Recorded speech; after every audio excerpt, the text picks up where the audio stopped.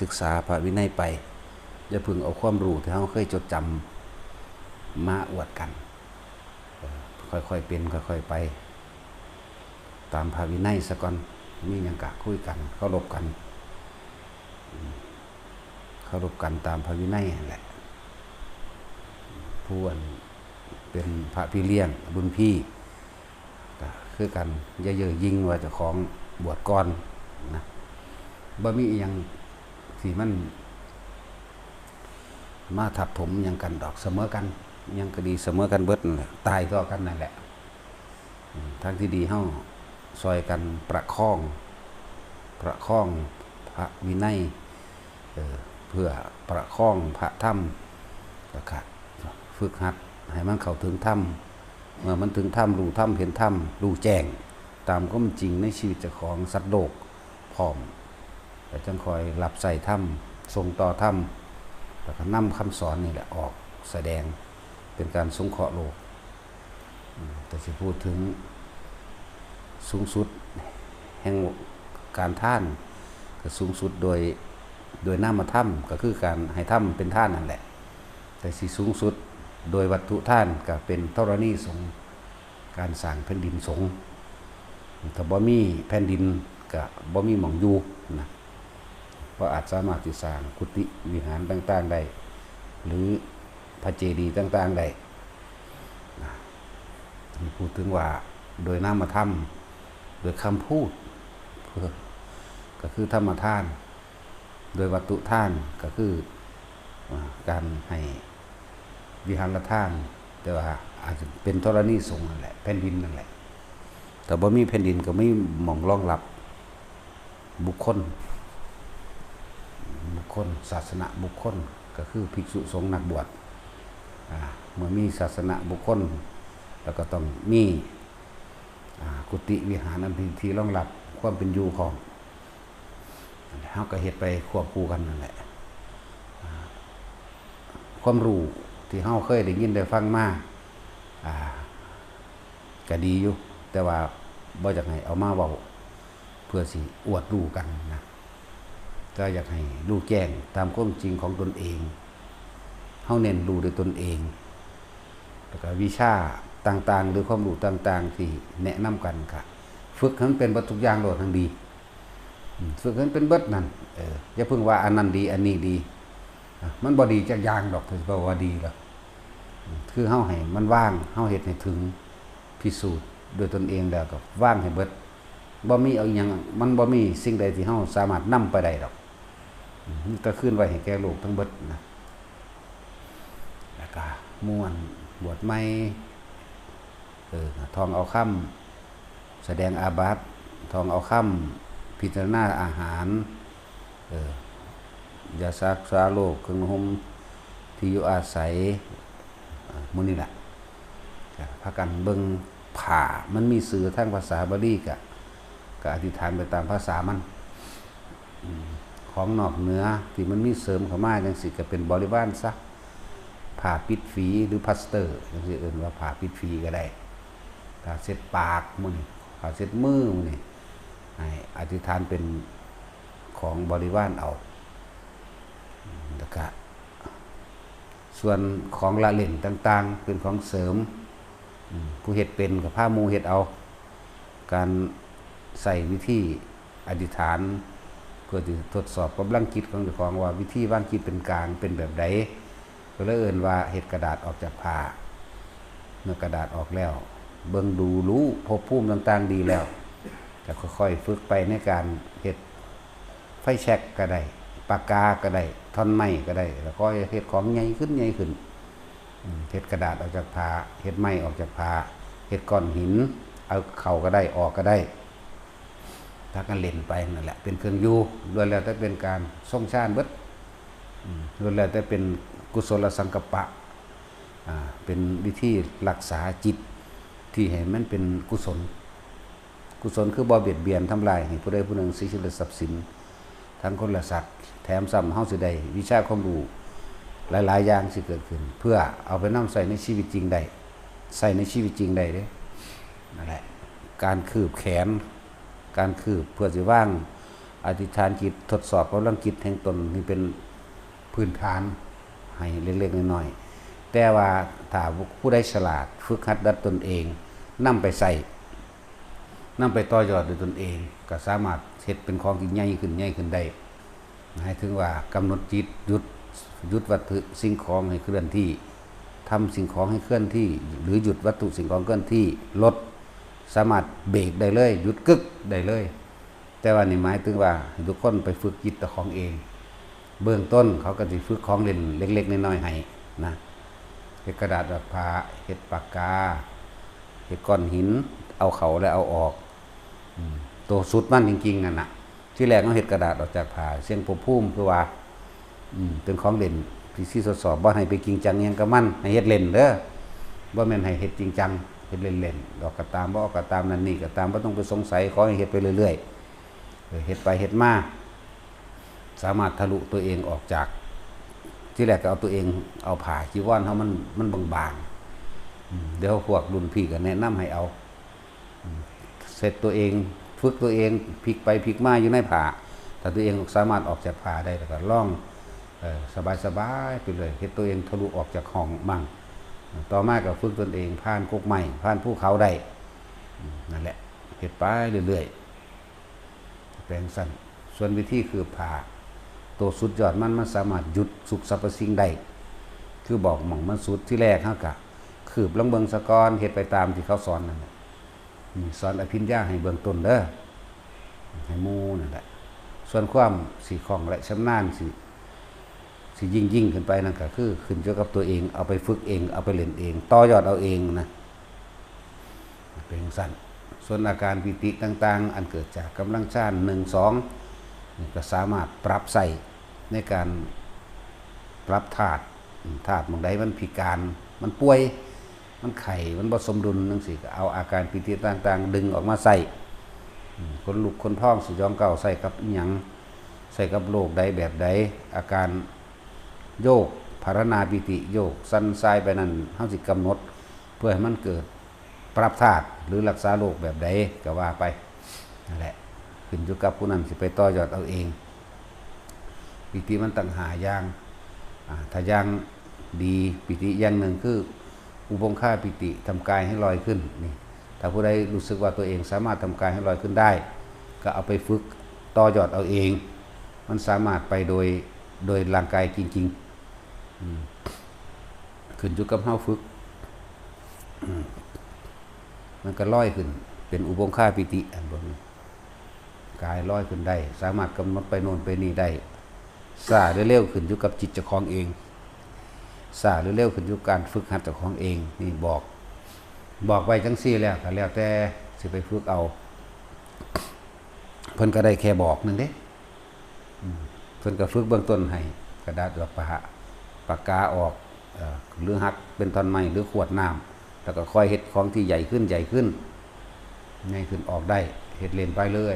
อยต่อมาก็เฮ็ดตัวเองออกคือเขาเอาเน้นมาพันใส่ผ้าเขาก็เฮ็ดออกได้เน้นก็ออกแต่ผู้เฮ็ดบ่ได้ออกบ่แม่นเน้นเฮ็ดเองนี่เขาก็เฮ็ดแล้วเขาก็ฝึกตนเองทะลุออกได้ทะลุห้องออกได้จังซี่แล้วก็มาฝึกวิธีหยุดสิ่งของโดยแล้วแต่เป็นการทรงอารมณ์เป็นกุศลนั่นแหละมันบ่ไปคิดทำลายภายใดเด้ต้องว่างคิดเป็นกลางได้เวลามันเฮ็ดเวลามันเป็นนั่นน่ะเขาว่ากลางก็ต้องอาศัยอาการปิติมาเป็นเครื่องรับประกันตัวเองปิตินี่ถ้าเฮาคิดเกลียดคนนั้นหรือรักคนนี้นี่บ่เป็นกลางนี่จังว่าเฮ็ดคำว่ากลางหรืออุเบกขานั่นแหละเฮ็ดไปเล่นไปถ้าการคือสุดยอดของการคือสามารถหยุดของได้หยุดแม่น้ำทั้งสายก็ได้หรือหยุดสิ่งที่มันเป็นอันตรายที่พุ่งเข้ามาตรงบุคคลผู้อื่นก็ได้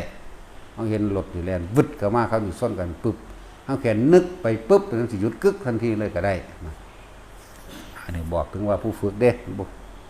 บ่ได้ว่าเขาเห็นได้บ่ได้หลวงพ่อเห็นบ่ได้แต่ว่าบอกผู้อื่นอยู่บอกให้ไปเฮ็ดเอาเองแล้วอุปงค่าปฏิมันก็พากันเฮ็ดเล่นไปเพื่อพิสูจน์อย่างต่างๆในตนเองนี่เราบอกว่าวิชาความรู้ต่างๆนำไปเฮ็ดให้มันแจ้งหมายถึงรู้แจ้ง โดยตนเองฝึกไปเรียนไปแล้วแต่เป็นการสร้างสมสิ่งที่เป็นกุศลมันบ่คิดทำลายผู้ใดๆเด้ตอนที่เฮาฝึกอยู่นี่พลังจิตกับทั้งมีความสนุกสนานมากขึ้นมีความพอใจแต่ก็แถมซ้ำเป็นการสร้างสมบุญกุศลในตนเองสร้างสมกำลังฌานกำลังสมาธิมือฌานมีสมาธิมีฌานแล้วก็ไหลขึ้นไปสู่ความรู้ต่างๆเรื่องญาณก็ได้แล้วก็รู้เขาไปเรื่อยแล้วก็เริ่มแตกแขนง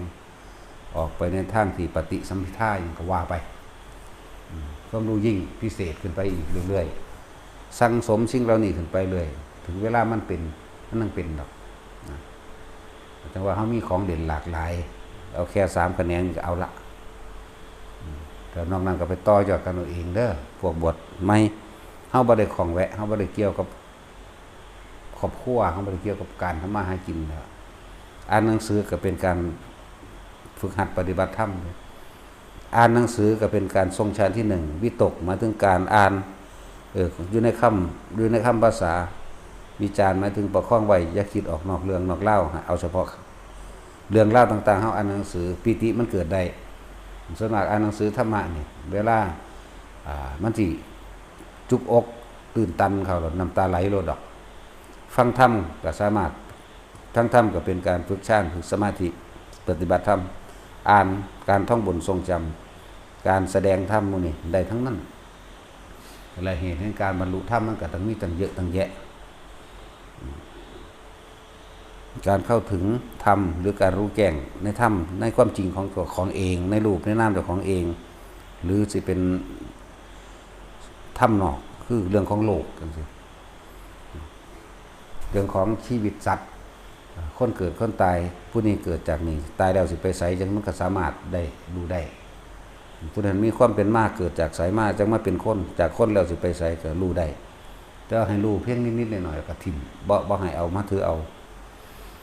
สิ่งที่ต้องการน้อมเข้ามาให้รู้จริงๆคือรู้กายกับใจเจ้าของเองอันนั้นเป็นของแถมซื้อดอกของแถมของละเล่นเป็นกีฬาสมาธิอย่างหนึ่งเป็นกีฬาสมาธิฝึกเอาเพื่อแล้วถ้าเป็นประโยชน์ต่อตนเองบ่ได้เป็นประโยชน์กับผู้สอนบ่มีส่วนใดบ่มีส่วนสีบ่มีส่วนดีบ่มีส่วนเลวนำบ่มีแนวเสียนำเกิดไปเป็นประโยชน์ของตนเองเพิ่มพูนกำลังจิตเพิ่มพูนเกิดกำลังนั้นเกิดขึ้นการฟังธรรมก็เป็นการปฏิบัติแล้วเป็นฌานได้วิตกหมายถึงตั้งใจฟังโสตปฏิยังคะน้อมจิตเพื่อที่จะฟังธรรมน้อมจิตน้อมโสตน้อมหูนั่นแหละใครควรวิจารณ์ฟังตลอดสายปิติเกิดส่วนมากปิติในการฟังธรรมเพื่อการจุกอกน้ำตาไหลมันยอมหลับจิตมันปัสสัทธิผ่อนคลายต่างๆนี่คือปฏิบัติธรรมโดยการฟังธรรมแต่มีผลมากเลยไงมีผลมากกว่าคนส่วนมากกับรู้ธรรมรู้แจ้งธรรมหรือบรรลุก็เพราะว่าการฟังเป็นที่หนึ่งแล้วก็ทิฏฐิปตะการไขควรพิจารณาให้มีความเห็นตรงเป็นที่2แล้วก็สมาธิภาวนาไปเรื่อยนั่นแหละค่อยเป็นไปนึกว่าบอกหมู่พระภิกษุบวชใหม่เฮาฝึกให้กันพวกเฮาเนี่ยล้วนแล้วแต่เป็นเพื่อนเกิดแก่เก็บตายด้วยกันทั้งหมดทั้งสิ้นบ่มีไผเกินไผเป็นมนุษย์เสมอกันแล้วแสดงว่าบารมีมันเสมอกันล่ะมันจะเป็นมนุษย์เสมอกันแต่สิต่างตรงที่ว่าผู้ใดสิสั่งสมความเลวหรือความดีผู้ใดสิใส่ใจทำหรือไผสิใส่ใจอะทำก็แล้วแต่ตอนที่มันเกิดขึ้นมามันทอกันแล้วเหลือแต่ว่าเฮาสิดิ้นรนขนขวายเข้าไปนั่นแหละเพิ่นว่า นัตถิฉันทสหานิเฮาก็ต้องอาศัยความพอใจทั้งเลวก็มีเด้แต่ว่าบ่ฮู้ว่าเลวพอใจทั้งดีเป็นสัมมาทิฏฐิก็ว่าไปแต่พอใจทั้งนี้นัตถิธรรมเทศนาจะหานิบัดนี้ก็พอใจไปโดยที่สิเข้าใจธรรมะรู้แจ้งธรรมะแต่มันมีฉันทะเป็นที่ต้นมีความพอใจแล้วพอใจโดยธรรมแล้วก็มีความเพียรต่อไปอีกเลยนัตถิวิริยัสสหานิเพียรพยายามที่ทำให้มันแจ้งเพื่อนพยายามที่ทำให้รู้ซึ่งมันก็วิปัสสนายะหานิ แต่วิปัสสนาแปลว่ารู้แจ้งเห็นจริงตามความเป็นจริงบ่ผิดเปลี่ยนจากความจริงไปเลยบ่สงสัยมันก็เป็นนัตถิสมาธิทัสสหานิจิตก็ตั้งมั่นขึ้นมาบ่หวั่นไหวในธรรมบ่น้อมเอียงไปในทางโลกบ่น้อมเอียงไปในธรรมความเสื่ออันบ่เป็นความจริงมันก็เป็นนัตถิวิมุตติยาหานิอันตะก็นี่อีกอันนึงอย่างสั้นแล้วแต่บอกหมู่บวชใหม่ก็เล่นไปอย่าไปจริงจังกับมันเฮ็ดไปเรื่อยๆอันนี้คือว่าหาเครื่องอยู่ให้นะบางคนก็เล่นไปครับกระดาษดอกผ้าเล่นไปครับเฮ็ดไม้เฮ็ดปากกาเฮ็ดตะปูเฮ็ดก้อนหินเฮ็ดหมอนขวดน้ำเล่นไปเรื่อยๆของมันจิตมันบ่ได้พุ่งมุ่งไปในการทำลายไผดอกมันก็เป็นศีลในตัวเลยเป็นศีลไปในตัวอยู่แล้วพวกนี้บ่เบียดเบียนไผเป็นการทรงอารมณ์เป็นกุศลก็ว่าเป็นกุศลสังกัปปะแน่นหนาขึ้นในการตั้งมั่นแห่งกุศลเฮ็ดไปสำหรับการคืบพระหรือบ่แม่นคืบพระคืบให้มันนิ่วจังคืบให้มันก็อธิบายยากคือให้ผู้นั้นไปเฮ็ดเอาเองแต่ว่าก็รุ่นพี่สอนเอาเด้อสอนกันเอาแนะนำกันเอาคืบไปแล้วสุดท้ายของมันคือการสามารถหยุดวัตถุสิ่งของได้เลยแต่สิหรือสิ่งใดสิ่งหนึ่งอันเป็นวัตถุสิออกมาจากนอกโลกสิพุ่งเข้ามาชนโลกสามารถหยุดได้หรือเวียงออกข้างจังซี่ก็ได้นะนี่คือมันเป็นประโยชน์แบบใหญ่แน่ก็เลยเว้ามามันมีผู้เฮ็ดได้ล่ะจังเอามาเว้า มีผู้เฮ็ดได้เฮาก็ฮู้เฮาก็เห็นนำล่ะเฮาจังเอามาเว้าแต่ว่าเป็นเครื่องอยู่เครื่องเล่นซื่อๆเด้อตามอย่างหยุดให้พากันเฮ็ดเล่นๆไปหั่นแหละบ่จริงบ่จังแต่ว่าเป็นเครื่องอยู่ซื่อๆท่องหนังสือท่องบทคำต่างๆบทคำแสดงอาบัติปงอาบัติบทนั้นบทคำสอนพระเจ้าธรรมจักรอิหยังก็ไล่ไปบทพระปริตอิหยังก็ไล่ไปมันเป็นเครื่องอยู่ของหมู่ภิกษุสงฆ์เฮาบ่ต้องไปจินตนาการหาเป็นพระอรหันต์มีฤทธิ์มีเดชอิหยังดอกเฮ็ดของเฮาไปเป็นนี่แหละมีการสังสมของมันตอนเช้าเฮาก็ออกบิณฑบาตมาจัดหม่องนั่งน้ำหมู่น้ำพวกผู้ใดอยู่ใกล้ก็ดีจัดปูอาสนะตั้งน้ำตอนเช้าก็เตรียมบิณฑบาตก็ต้องทรงฌานนั่นแหละผู้ว่าท่านได้เป็นก็พยายามเบิ่งข้างหน้าเอาเดี๋ยวก็เป็นเองดอกอย่าลืมว่า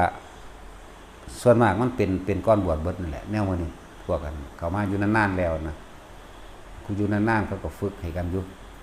เป็นก้อนแล้วล่ะผู้ว่าท่านได้เป็นก็จังว่าจังให้เขาฝึกให้การเดินบิณฑบาตเดินกลมๆลงโดยประมาณคือดูปลายจมูกตนเองศอกเดียวแต่นั้นสายตาเขาจะคุ้มอยู่ในศอกเดียว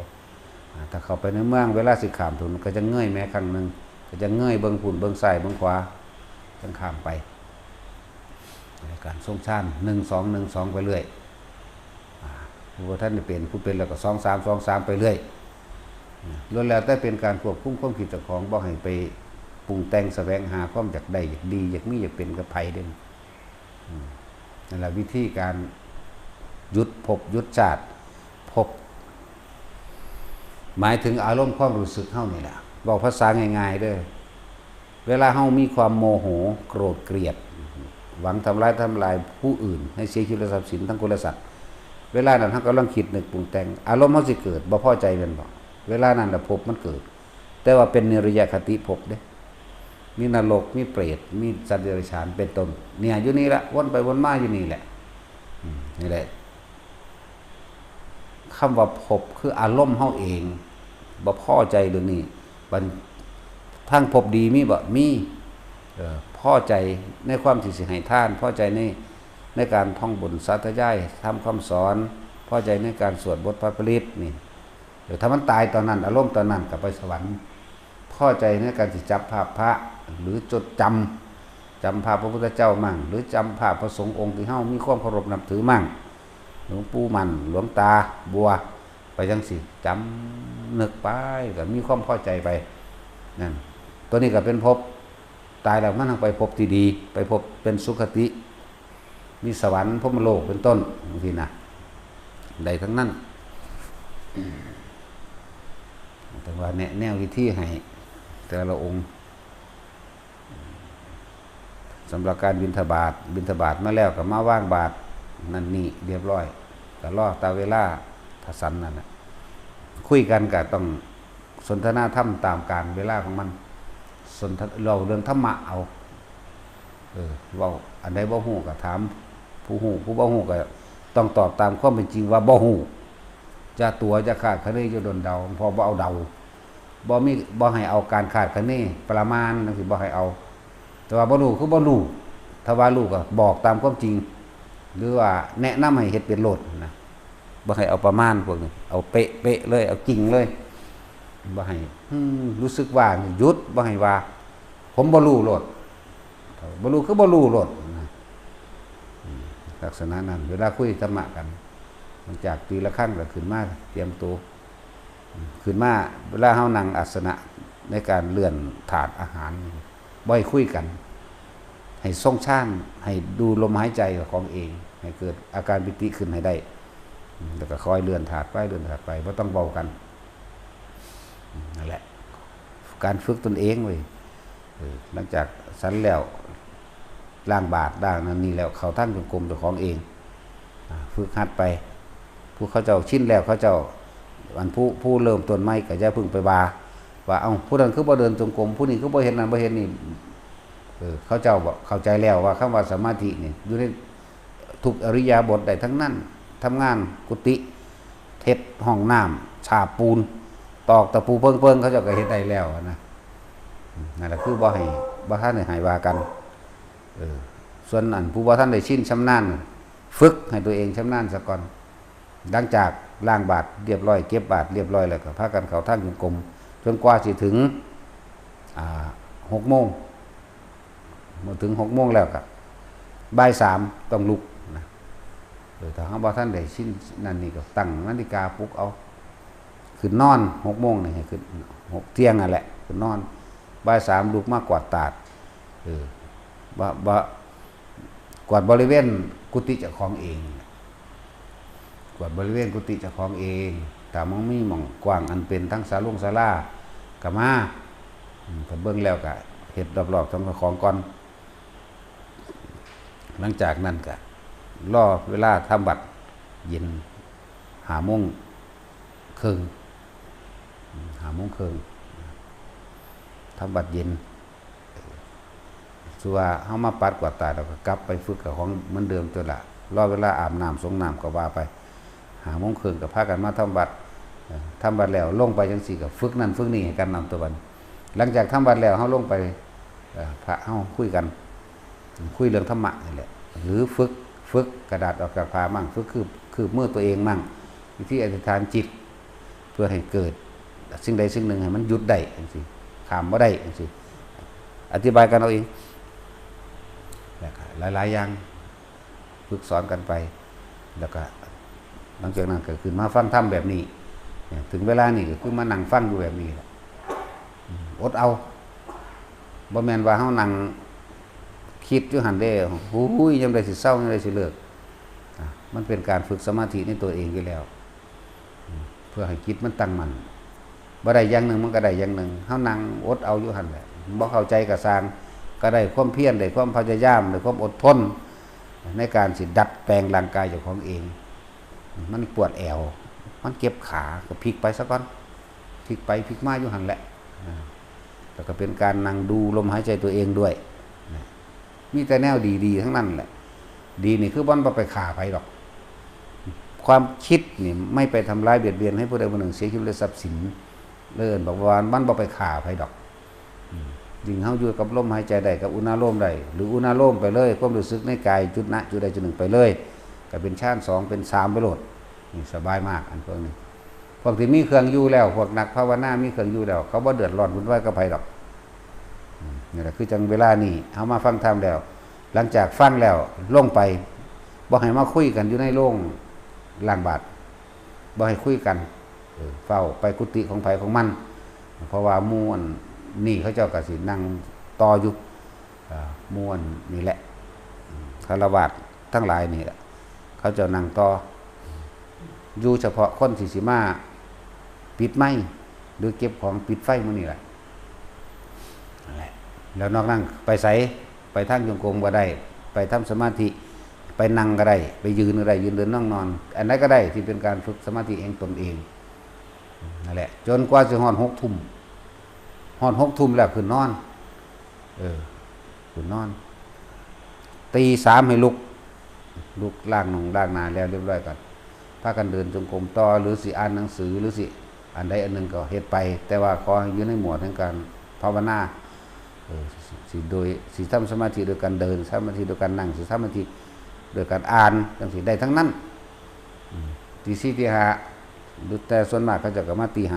5หรือเกือบตี5มาก็จะมาตักมาจัดอาสนะที่นั่งปูอาสนะต่างๆหลังจากปูแล้วก็รอเวลาไปบิณฑบาตก็เข้าควบเดิมก็มีแค่นี้บัดนี้ก็ผู้ใดก็เฮ็ดผู้ใดก็ได้เด้ผู้ใดเฮ็ดผู้ใดได้ความอดได้ความทนได้ความเพียรได้กำลังจิตได้การละกิเลสตัณหาเจ้าของเองบ่ได้บังคับแต่นี่คือระเบียบบ่ได้บังคับเข้าใจว่าล่ะแต่คือระเบียบผู้บ่ภาวนามันอยู่บ่ได้ดอกมันสิมีในหั่นแหละมีในความอึดอัดมีในความเสียดแทงในความรู้สึกตัวเองร้อนร้นกระวนกระวายเอาเองดอกคนบ่ภาวนานั่นสิออกตัวอย่างใดอย่างหนึ่งออกมาเองนะนั่นแหละหลายๆคนคือที่ผ่านมาเนี่ยคนบ่ภาวนามันทั้งมีดอกบางที่ก็อึดอัดในตนเองกระวนกระวายในตนเองอยู่บ่ได้กับหมู่เขามีเครื่องอยู่เจ้าของบ่มีเครื่องอยู่สิไปชักจูงชักชวนให้ไปเว้าเรื่องโลกเขาบ่เว้านำเริ่มละบาดรังเกียจกูบ่ปายละบาดเริ่มไหลออกนอกไปเรื่อยมันบ่ยากดอกเบิ่งคนภาวนาน่ะมันบ่ได้วุ่นวายกับไผแม่นคุยกันก็คุยอยู่ก็คุยไปในทางที่บ่ทำร้ายกันคุยลงตัวกันแล้วก็ไปกับงานไผงานมั่นก็ว่าไปบางองค์เพิ่นก็อยู่กับเอาเฮ็ดกุฏิวิหารซอยกันก็เฮ็ดไปจริงๆมันบ่ค่อยมีงานอหยังดอก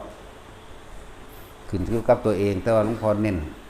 เอาให้เต็มที่เด้อบ่เฮ็ดงานนำหมู่บ่เฮ็ดเวียกนำหมู่ก็สร้างแต่เบิ่งแล้วนั่งสมาธิอยู่อ่านหนังสืออยู่เดินจงกรมอยู่นี่หลวงพ่อมักอันนี้เลยล่ะหั่งดีมักแบบนี้เลยบ่เฮ็ดหยังนำหมู่ก็ได้ซ่องเซาะเถินโอ้ยหั่งมักนั่นแหละหลายอันหลายอย่างแต่ว่าถ้าภาวนาบ่เป็นแล้วมันสิหาเรื่องตะแก้ตัวดอกอยู่บ่ได้สิเป็นอึดอัดเป็นเสียดแทงในความรู้สึกตนเองสิเป็นตำหนินินทาหมู่เพื่อนภิกษุด้วยกันเอาแบบมาล่ามมาหอดตำหนินินทาด่าหลวงพ่ออาจารย์ไปอีกสารพัดแต่มันสิว่าดอกนั่นแหละมันสิเป็นจังซั่นนั่นคือการทรงจิตออกนอกผลอันเกิดจากการคิดถึงบุคคลผู้อื่นปรุงแต่งเรื่องคนอื่นนะเรียกว่าทรงจิตออกนอกการคิดปรุงแต่งเรื่องผู้อื่นจับผิดผู้อื่นจะไปจะมาจับผิดหลวงพ่อไปอีกแน่นอนอยู่แล้วหลวงพ่อมันผิดอยู่แล้วถ้าบ่ผิดมันก็บ่มาเกิดถ้ามันดีมันก็บ่มาเกิดคือกันนะนั่นแหละลองเอาไปเทียบเจ้าของเบิ่งเด้อแต่หลวงพ่อเองก็บ่เป็นคนดีอย่างว่าล่ะถ้าดีมันสิมาเกิดนะหาสแตกนั่นแหละแล้วก็เอาไปเทียบใส่เจ้าของเวลากำลังด่าเพิ่นบุญจังซั่นครับคือเปรียบเทียบให้ฟังบางองค์บวชก็มาแล้วค่อยตำหนิแต่ผู้อื่นพูดได้ยินได้ฟังมาตั้งแต่บ่ทันบวชแต่ว่าบ่เข้าใจเสียแล้ววินัยจริงๆมาแนวใดตั้งแต่การอุ้มบาตรถือบาตรการใส่ธุรกบาตรการเช็ดบาตรการคล้องผ้าคนนี้ธรรมดาบ่ใช้ผ้าสบงแบบใดให้เนื้อสะดือแบบใดอยู่ระวังครึ่งแข้งแบบใดรองเท้าใส่บ่ให้ปิดบังหลังตีนบ่ให้มีหุ่มสนไปจังซี่พุ่นน่ะมันว่าธรรมดาเด้แต่ละตอนบ่ทันบวชได้ยินองค์นั้นว่าองค์นี้ว่าก็เอาจับมาด้อยค่ากัน เมื่อได้ค่าองค์นั้นองค์นี้ก็ให้ค่าองค์นั้นองค์นี้ไปละบัดเลยบ่เห็นเจ้าของซ้ำยกย่ององค์นั้นเพื่อจะเปรียบเทียบให้องค์ที่นี่ต่ำอย่างนี้นะด้อยค่าองค์นั้นยกย่ององค์นี้ไปออกนอกความคิดไปปรุงแต่งเดี๋ยวก็ตำนี้ว่าคือขุดดินอยู่กันคือถอนหญ้าอยู่สั่นคือปลูกต้นไม้สั่นคือก่อสร้างนั่นนี่อยู่สั่นก็ว่าไปนั่นแหละนี่มันสิเป็นส่วนมากเอาไปมาอยู่บ่ได้ว่าขอปฏิบัติบ่ดีก็มีเด้อันตัวบ่ดีบ่เห็นแท้มันตัวของเองน่ะบ่เห็นเด้สิเห็นผู้อื่นบ่ดีนั่นแหละพวกสารเลวก็ดีจักว่าล่ะถ้ามึงดีมึงสิมาหาเกิดโคตรพ่อคนแม่มึงจักบ่ส่วนมากก็จะเป็นสั้นนั่นแหละจึงบอกไว้แต่ละคนภาวนาจริงๆมันบ่มีคนเลวเด้เพราะมันบ่ไปติผู้ใดอยู่แล้ว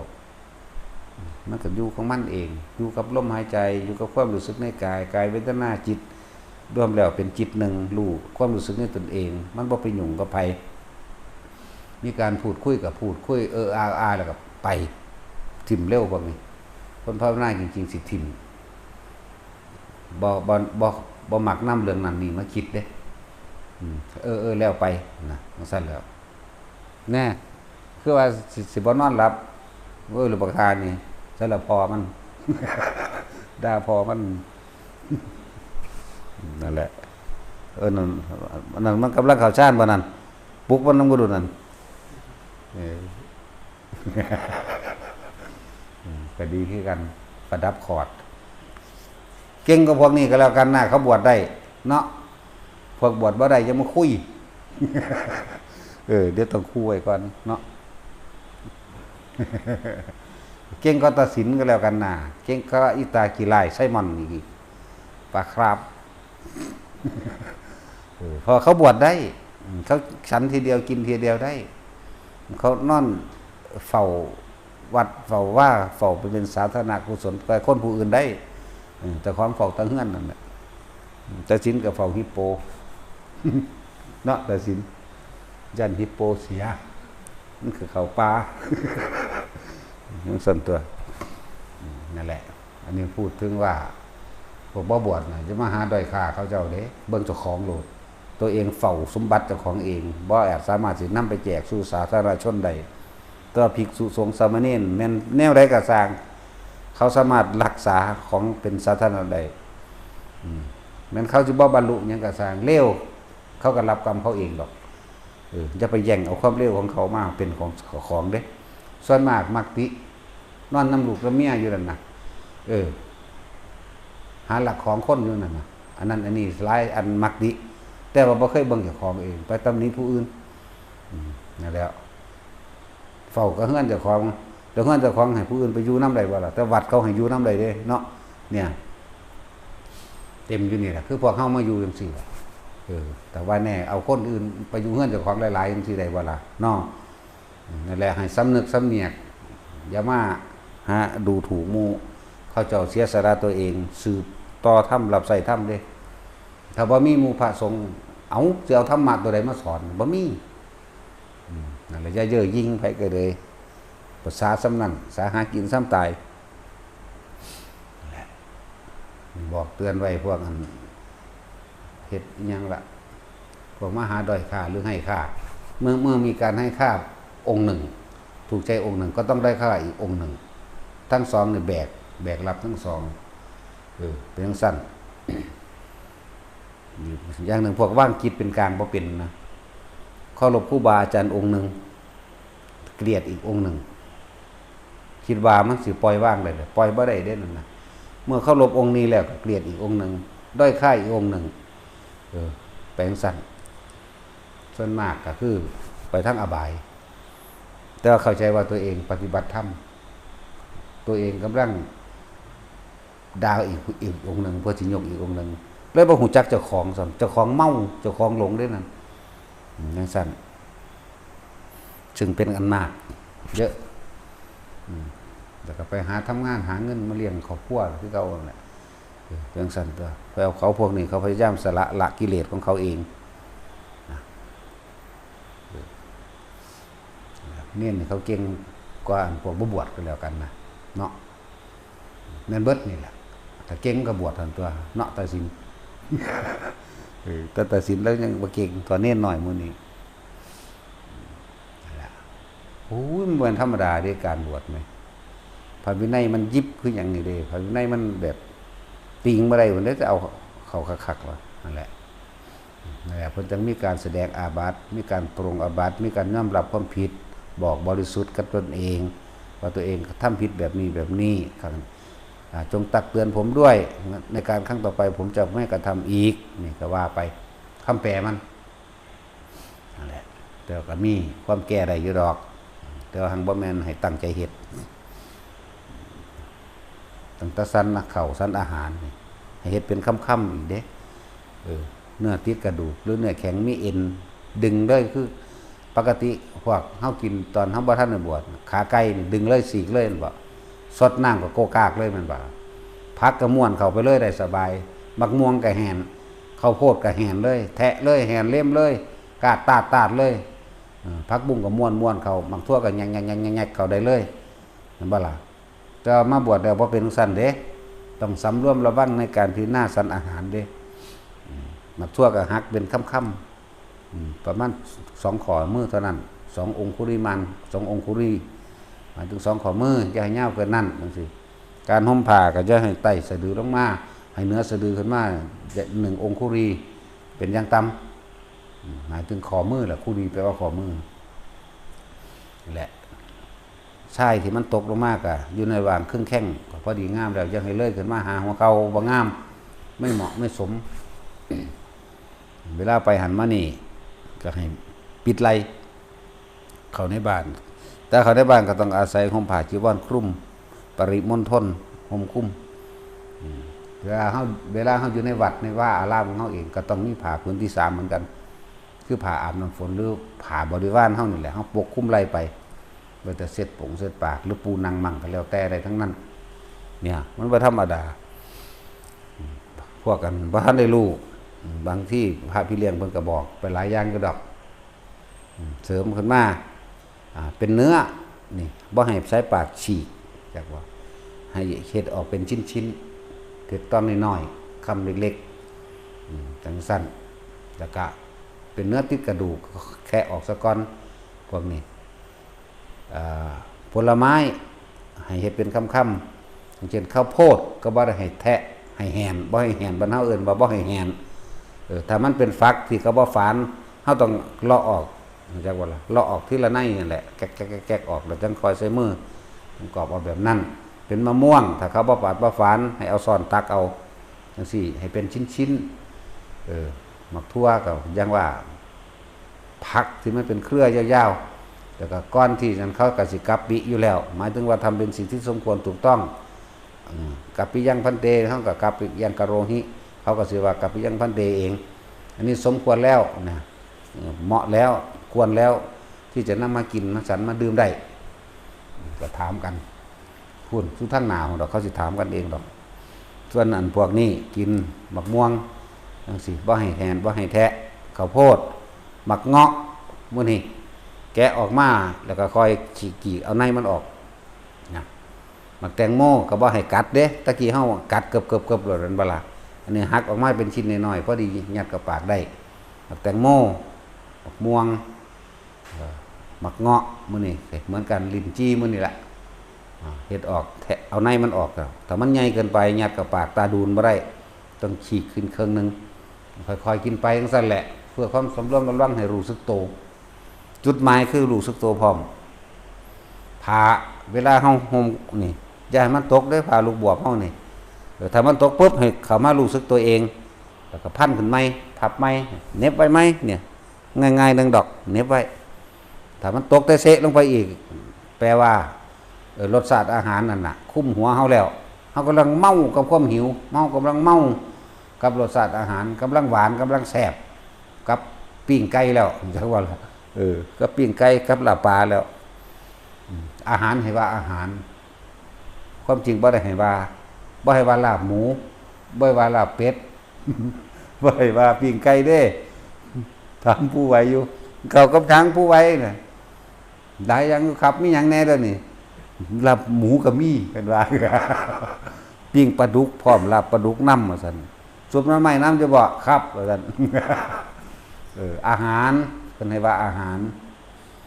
นั่นแหละพิปฏิสังขโยนิโสปิตุปาตังปฏิเสวามินั่นเพิ่นให้ว่าอาหารเราจักฉันอาหารนี้กินอาหารนี้เพื่อยังอัตภาพนี้เป็นไปเพื่อความระงับดับเวทนาได้เท่านั้นบ่ได้กินไปเพื่อความประดับประดาบ่ได้เมามั่นบ่ได้เป็นไป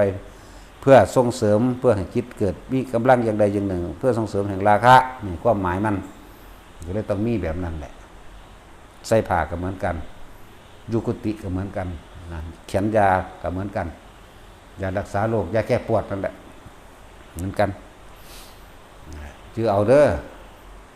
มันบางอย่างมันก็เว้าบ่เบิดเด้ซีนหมูตอนบางใหญ่ก็ว่ามันสีกแหนแงกๆเด้นั่นแหละค่อยๆเฮ็ดไปให้เฮาอย่างระมัดระวังเวลาเฮาจันปลาเนื้อปลานี่ให้เบิ่งกลางดีๆเด้ที่เป็นหยังเพิ่นให้เฮาพวกเฮาซ่าๆเพิ่นเป็นห่วงสุขภาพเด้เพิ่นโภชนาการคือหยังได้พระพุทธเจ้าจักบ่ล่ะเนื้อดิบก็ห้ามฉันได้บัดทุกดิบเด้อบ่สิกุ้งดิบปลาหมึกดิบหอยดิบยังละที่มันดิบน่ะเนื้อดิบน่ะกินได้แต่หลวงพ่อเนาะตัดสินกินลาบงัวเร่สกเล็กนั่นแหละเพิ่นบ่ให้กินแปลว่าหยังเพิ่นห่วงสุขภาพเพราะว่ามีพยาธิเข้าใจว่าล่ะมันมีพยาธิขนาดนั้นเด้เพิ่นเป็นคนละเอียดละอ่อนในสุขภาพเพิ่นอย่างนี้เด้แต่มีพยาธิมันก็ต้องฆ่าพยาธิตัวเนาะนั่นแหละเนื้อดิบทุกอย่างบ่ว่าสิเป็นปลาแดกก็สร้างต้องไปเฮ็ดมันสุกก่อนนั่นคือต้องกะปิเรียกว่าเฮ็ดอันควรเนื้อดิบทุกอย่างจักว่าล่ะสมปลานี่ก็ต้องปิ้งต้องทอดสมงัวมื้อนี่ก็ต้องปิ้งต้องทอดเด้บ่แม่นหลวงพ่อเที่ยงหลวงพ่อเที่ยงนั่นแหละหลายอย่างเขาต้องเฮ็ดให้สุกทั้งเบิดนะอาหารทุกอย่างต้องเฮ็ดให้สุกนะบัดนี้พวกผักพวกนี้ก็ต้องกะปิที่เกิดด้วยรากด้วยเครือด้วยใบหรือหยังก็แล้วแต่ต้องเฮ็ดให้เป็นของอันสมควรพระผู้อยู่หัวแถวมันสิถามดอกเขาสิเด็ดของเขาดอกพวกผักบุ้งนี่เกิดโดยเครือมันหักปอกออกมาโลดเกิดโดยเมล็ดก็ต้องจิกเข้าไปหรือใส่มือเล็บยิกหรือซ่อนซักไว้ก็ว่าไปต้องกะปิเบิดนั่นน่ะสิ่งที่มันเป็นเกิดโดยเครือด้วยเมล็ดด้วยหลายๆด้วยนั่นแหละต้องเฮ็ดผักที่เป็นใบใหญ่ๆผักกาดมื้อนี้ผักบุ้งมื้อนี้ก็ต้องหักลงมาป้อมเขาให้มันเครื่องค่ำน้อยๆพอดีมุมกับปากได้ต้องระมัดระวังฉันไปเรื่อยแล้วผ่าตกปั๊บต้องหูมือตัวเองต้องรู้สึกตัวขึ้นมาพันผ่าไม้ดึงเน็บไว้เนี่ยไปต่อไปโดดได้ทั้งนั้นให้ระวังนั่นแหละถ้าเป็นการสำรวมระวังในการทำความรู้สึกตัวรู้สึกโดยนอกรู้สึกโดยในก็ว่าไปรู้สึกโดยนอกคือรู้สึกทั้งกายภายนอกเฮารู้สึกโดยในคือรู้สึกโดยลมหายใจหรืออุณาโลมหรืออาการปิติเกิดขึ้นนี่นั่นแหละเพิ่นว่าสันสิว่ากายในกายบ่เวทนาในเวทนาบ่จิตในจิตบ่นั่นแหละล้วนแล้วต้องเป็นสติปัฏฐานทั้งบัดสติปัฏฐาน4บัดนั่นแหละอย่างน้ำบาดนี้น้ำนี่บ่แม่นให้ยืนกินบ่ให้ย่างกินไม่ให้ยืนกินไม่ให้เดินกินต้องนั่งกินบ่ว่าสิตามสถานที่ต่างๆเวลาเฮาสิกินน้ำสันน้ำเฮาต้องนั่งลงซะก่อนกินเหี่ยวก็เหมือนกันต้องนั่งลงเหี่ยวก็เหมือนกันแม่นสิเหี่ยวในห้องน้ำก็เหมือนกันต้องนั่งลงเหมือนเดิมนอกและในนอกห้องน้ำในห้องน้ำก็ต้องนั่งจังซั่นเด้แล้วก็น้ำถ้ากินไม่หมดในขวดนั้นต้องถือรับผิดชอบตัวเองผู้ใดทิ่มขวดน้ำที่ฉันไม่หมดเป็นอาบัติเข้าใจว่าล่ะพวกเจ้ายังจิตให้เกิดอกุศลคือเรียกว่าปาจิตตีเด้นิสยคิปาจิตตีถึง30ข้อเด้แต่แหละคำว่าข้อด้วยเหตุก็เรียกว่าด้วยเหตุให้เนื้อยะต้องถือไปฉันให้เบิดแล้วก็ต้องเก็บขยะของตัวเองด้วยผู้ได้ไปหลงลืมไปนั่นแหละจังว่าให้ถือไปแล้วเอาไปขยะที่มันมีที่หน้ากุฏิตัวเองก็ต้องมีตัวทิ้งขยะของตัวเองพร้อมนะบ่แม่นปล่อยปะละเลยขึ้นตั้งไว้ตัวที่บ่ได้นั่นแหละมันภาวนาบ่ลงกับสังเกตของโลดเด้อ ผิดหยังนอกูนี่โลดเด้อหลายก็ดอกแต่ผู้ใดว่ามันง่ายบัดนี้การบวชสันน้ำสันนมอาหารเฮาก็ฮู้อยู่แล้วตัวว่าตะวันเลยหัวขึ้นไปนี่ก็เป็นวิการแล้วคำว่าแจ้งวันใหม่บ่ได้เอาตามโลกเด้บ่ได้เอา6 โมงเช้าบ่ได้เอา6 ทุ่มเป็นมื้อใหม่เด้จากเห็นลายมือนี่แจ้งวันใหม่แล้วเห็นลายมือเนี่ยแล้วก็เมื่อเห็นลายมือแล้วเอิ้นว่าวันใหม่ยาวไปถ้าตะเว้นเลยหัวขึ้นไปเพิ่นก็เรียกว่าวิการบ่ให้สันต่อไปสันได้แต่น้ำจากบ่ล่ะจนถึงค่ำมืดปืดตาเข้ามาแล้วจนกว่าจะแจ้งวันใหม่อีกเห็นลายมือเหมือนเดิมนี่จังเรียกว่าแจ้งวันใหม่เด้อตะกี้พวกเฮาพากันบ่จักหยังโมเมเอาพวกบ่มีข้อวัดปฏิบัติบ่จักธุดงควัด13บ่จักหยังก็คือว่า6 ทุ่มเนาะตาจิน6 ทุ่มปั๊บวางได้เฮาซอยซกเล็กได้เฮาโลดแล้วเนาะซุบดอกยานทั้งนี้ก็เว้าดอกยานแม่มึงบอกไปขางัวน้ำเขาดีว่าดึงขาน้ำเขาซอยเขามันนานแล้วปาดเอามึงนี่ให้ก่อนหน้ามันหิวนี่เนาะธรรมดาว่ะมันสั่นแหละเราคิดว่าเขาสิมีมากมีผลบ่นั้นสั่นบ่ได้มีได้นั่นน่ะแต่ว่าก็ดีอยู่ส่วนนึงเขารักษาวัดเขานอนเฝ้าวัดนอนเฝ้าวัดได้อย่าไปว่าเขาเฝ้าไว้ให้คนมีปัญญามาศึกษาแล้วเขาฝึกหัดปฏิบัติเขาก็ได้อานิสงส์นั่นแหละคนที่ว่าฝึกหัดปฏิบัติเฝ้าวัดเอาซื่อๆกับเปรียบดุลว่าบุคคลผู้รับจ้างเลี้ยงโคเด้อเลี้ยงงัวซื่อๆอาศัยได้กินข้าวเพิ่นเป็นค่าจ้างแต่ว่าบ่เป็นเจ้าของงัวไม่เป็นเจ้าของโคว่าสามารถขาหรือขายอย่างนี้ได้เลยนั่นคือบ่ได้มรรคผลนั่นเองส่วนมากสุดท้ายก็ตายลงไปนรกคือตาสินนี่ไปนรกแน่นอนอยู่แล้วตาสินบวชนี่ปลาห้ำอาบน้ำบ่ให้ปลาห้ำอาบน้ำเด้ออยากบ่ล่ะต้องใส่ผ้า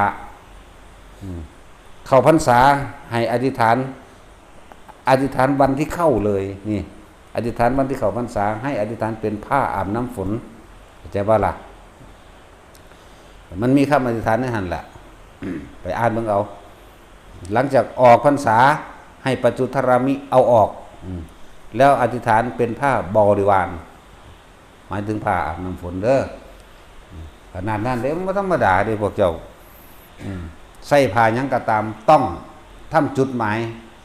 เป็นจุดๆเอาไว้นะทำมาร์กทำจุดเพื่อบ่ให้มันหลงกันก็ว่าเพื่อให้เข้าใจว่าเนี่ยเฮาอธิษฐานก็3 ครั้งนั่นบ่ล่ะก็จุดๆไปตามผ้าเอาไว้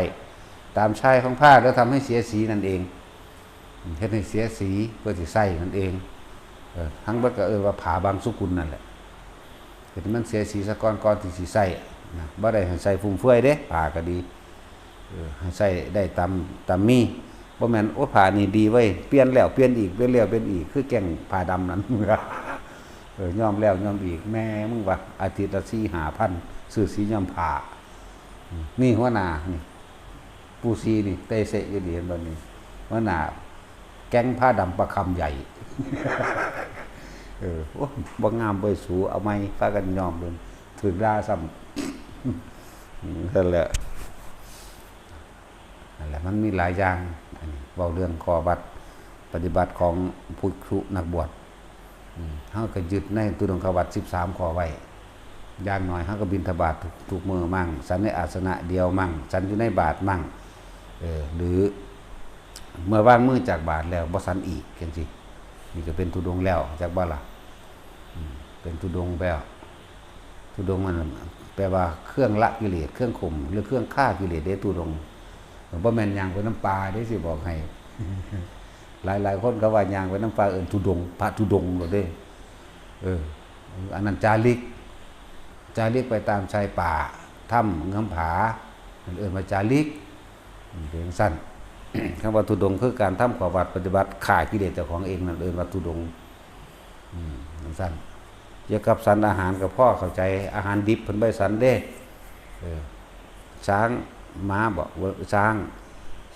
เสือเหลืองเสือโคร่งเสือดาวมนุษย์ช้างหมีจังซี่เพิ่นใบสันงูไปจังซี่เนื้อมนุษย์แล้วก็เนื้อดิบ เนื้ออีกอย่างหนึ่งหมายถึง4อย่างนี่เดี๋ยวยังละลืมแล้วได้พวกเสือเหลืองเสือโคร่งเสือดาวช้างม้าหมีมนุษย์งูหมาอีกอันนึงยังนออีกอันนึงนั่นแหละลืมแล้วของมันบ่ค่อยมีเฮากินดอกแนวซั่นมันก็เลยลืมบัดนี้ใน4อย่างทำไมอีกเนื้อที่รู้ว่าเขาฆ่าเพื่อตนเองก็ห้ามเข้าใจบ่ล่ะส่วนมากที่เฮาเห็นน่ะพวกไปกินข้าวปลาเนาะบ้านตัดสินนี่แหละไปเด้อสิกินข้าวปลาเด้อเดี๋ยวสิลาบปลาดุกไปล่ะคือจากบ้านนั้นตาเผาเนาะเฮาไปแล้วพวกพี่บ้านนี่เห็นบ่นั่นแล้วเนื้อที่รู้ว่าเขาฆ่าเพื่อตนห้ามสันจากว่าล่ะคือบางคนเพิ่นดีใจเพิ่นได้นั่นน่ะโอ้ยลาบปลาให้หลวงพ่อด้วยเฮ็ดเฉพาะเจ้าจงหลวงพ่อซั่นกูบ่ได้กินดอกแต่มึงเว้าแนวนี้จากว่าเขาลบหลายเขาย่านบ่ฮู้ว่าเขาเฮ็ดเพื่อเฮานะเฮ็ดพิเศษให้หลวงพ่อเลยเด้นี่เนี่ยลาบปลานี่ว่าซั่นกูได้กินอยู่ดอกก็แบบนี้นั่นแหละโดยภายวินัยแล้วเพิ่นบ่ให้รับเข้าใจว่าล่ะห้ามรับห้ามฉันให้รับอยู่แต่ว่าห้ามฉันเฮาก็ให้ผู้อื่นเอาตัวผู้เขาบ่ฮู้ยินรู้ว่าเขาฆ่าเพื่อตนเองสงสัยว่าเขาฆ่าเพื่อตนเข้าใจว่าล่ะสั่นเด้มื้อนี้ห้ามเนื้อดิบมื้อนี้ห้ามยังอีกละ4อย่างห้ามฉันพวกนี้เขาเฮ็ดจำอีกอันนึงมันยังละเนื้อดิบเนื้อที่รู้ว่าเขาฆ่าเพื่อตนแล้วสงสัยว่าเขาฆ่าสมมติว่าเฮาไปบิณฑบาตยินเสียงเขาปาดเข้าใกล้ห้องออกคือนั่นน่ะกลับมาฮอดปุ๊บนี่มีอาหารที่ตามส่งมาภายหลังเป็นแกงไก่เข้าใจว่าล่ะไก่อยู่ไสก็สร้างห้วยบ่แม่นไก่ตัวนั้นบ่เนาะนี่ห้ามฉันแต่ว่าเราเวียงไปเลยนั่นแหละหมู่พระเฮาเด้อฟังเอาบ่แม่นของง่ายเด้อันสิมาว่าเห็นพระสงฆ์องค์เจ้านี่เอาปฏิบัติได้อันพวกบ่ปฏิบัติก็สร้างอย่างน้อยเฮาก็ย่องเขาอยู่ว่านอนเฝ้าวัดได้เฝ้าหนังสือพระไตรปิฎกไว้ได้เฝ้าศาลาไว้ได้ปัดกวาดมั่งเป็นบางครั้งแม้นสิการก็สร้างแต่มันก็รักษาวัตถุต่างๆอันเป็นศาสนวัตถุได้ทั้งเบิ่นนี่ให้ทั้งเบิ่นนี่ก็คือว่าอย่าให้คนไปประมาทอย่าไปประมาทกันท้อถ้าแต่ของเก่งคือบ่บรรลุให้เขาโลดเนาะพวกเรียนรู้พวกมีความรู้หลายๆเพิ่นสิจบป.ท.ใดก็สร้างนักธรรมใดก็ตามอย่าไปหาว่าเขาแต่เก่งคือบ่เฮ็ดให้เขามีชีวิตที่ดีขึ้นมีอยู่ความอยู่ดีกินดีมีความสุขมีสุยางโลดแล้วก็บรรลุให้เขาเลยนั่นแหละทั้งเบิดนี่มันสิไปเว้าไปก็สร้างแต่ของได้เป็นคนถูกหนักเพราะว่าไปตำหนิผู้อื่นจังซั่นเขาก็บ่ไปป้นกี้ข่าผู้ใดหรอกเว้ยอันนี้เป็นแค่เรื่องเอามาตักเตือนกันเตือนซื่อๆเด้แล้วแต่เฮ็ดได้ก็เฮ็ดโลดกรรมนั้นตกแก่ผู้กระทำกรรมนั้นตกแก่ผู้มีเจตนากรรมนั้นตกแก่ผู้มีเจตนาที่แม้จะอิจฉาริษยากล่าวตู่ใส่ร้ายหรือยกบทนั้นบทนี้มาเพื่อที่จะด้อยค่าเขาตัวเองแหละเป็นคนแบกนั่นแหละคนเรียนหนังสือจบปริญญาตรีโทเอกเป็นด็อกเตอร์เป็นหมาวอกเป็นโคตรแมงยังกระสร้างเถอะส่วนมากถ้าไปด้อยค่าคนอื่นไปดูถูกคนอื่นมั่นคิดอยู่บ่ว่าที่เรียนมาสูงที่มีเงินเดือนหลายๆที่มียศถาบรรดาศักดิ์ในสิ่งที่มึงมีนั่นน่ะมึงทำให้ชีวิตของผู้อื่นดีขึ้นได้ไหมทำให้คนอื่นรวยไหมทำให้คนอื่นมีชีวิตเป็นอยู่ดีบ่มึงเอาไปคมคนเห็นอย่างจากว่าล่ะนี่เอาไปสอนแต่ของห้ามพวกที่เยอะยิ่งว่าเจ้าของเรียนสูงเลยหาด้อยค่าดูถูกผู้นั้นผู้นี้พามึงเก่งดีๆมึงอยากให้คนกระโดดบนถึงมึงก็เห็นให้เขารวยสิเฮ็ดให้เขามีหน้าหลายๆโลดก็ได้ให้เขามีโลดอะไรเขามีท่องหลายเงินหลายๆนั่นแหละเอามาเทียบตัวเองดีบ่แบบนั้นจะไปหาว่าผู้อื่นนะเรื่องธรรมะก็เหมือนกัน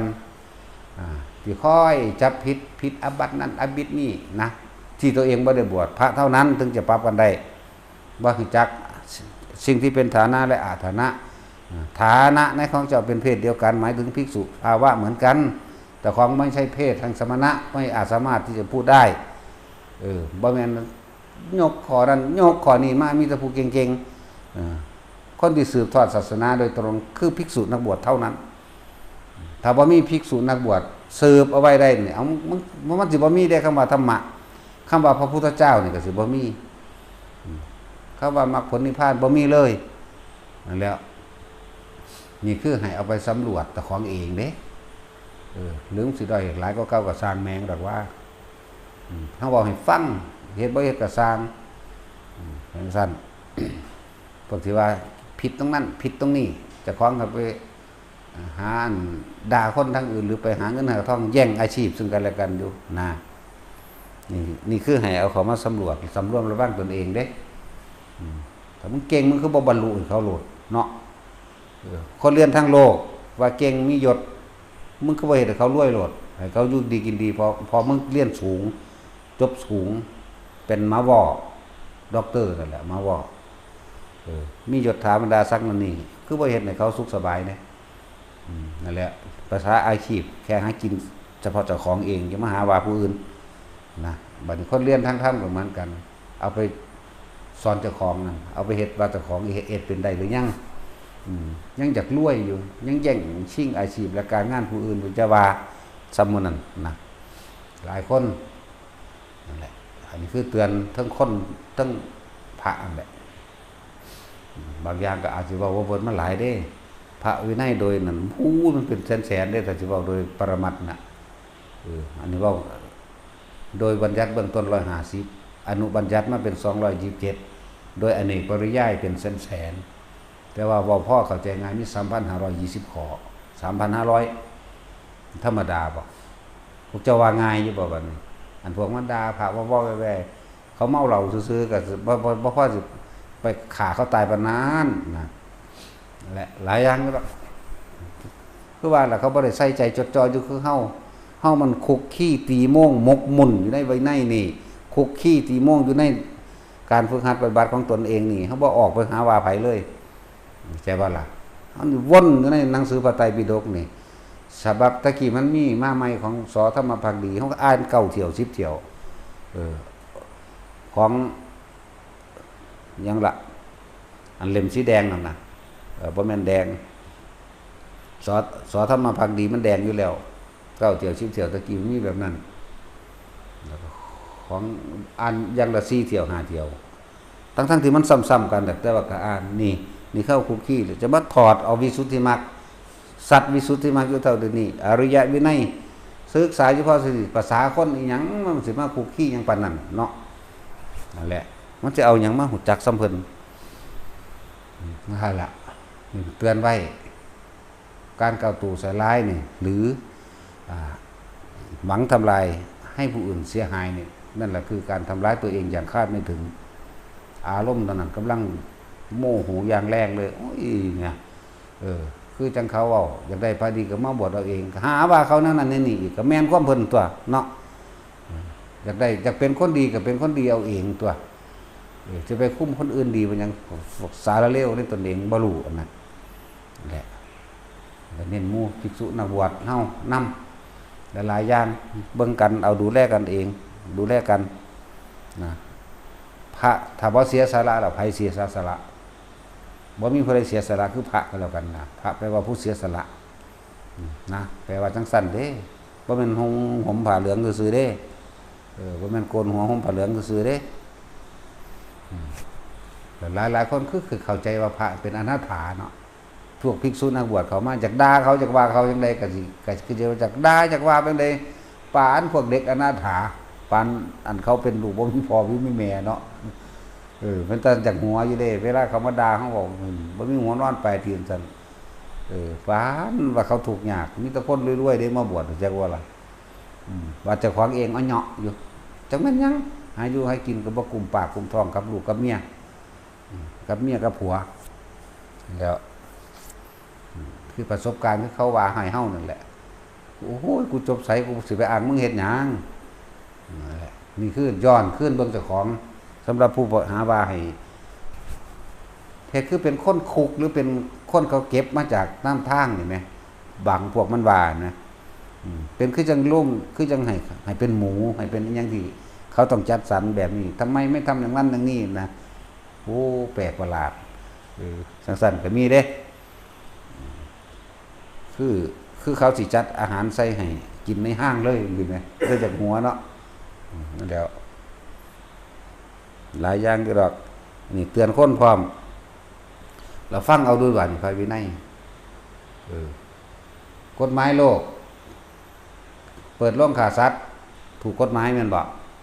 โรงฆ่าสัตว์ถูกกฎหมายฆ่าอาวุธถูกกฎหมายฆ่ายาพิษถูกกฎหมายแม่นบ่ล่ะฆ่าแม้กระทั่งประเวณีถูกกฎหมายฆ่าอาวุธถูกกฎหมายฆ่าแรงงานถูกอาวุธฆ่าเนื้อถูกกฎหมายแม่นบ่แต่ว่าของพระนี่ผิดปึ๊ดเลยเห็นมันบ่ได้เลยแตะบ่ได้เลยแนวมือไกลกันบ่ล่ะผิดธรรมเบิดเลยเป็นเครื่องขวางมรรคผลนิพพานทั้งเบิดเลยและหมู่ภิกษุสงฆ์จึงมีขอภายวินัยเนี่ยแน่นบ่มีหม่องฟิวเลย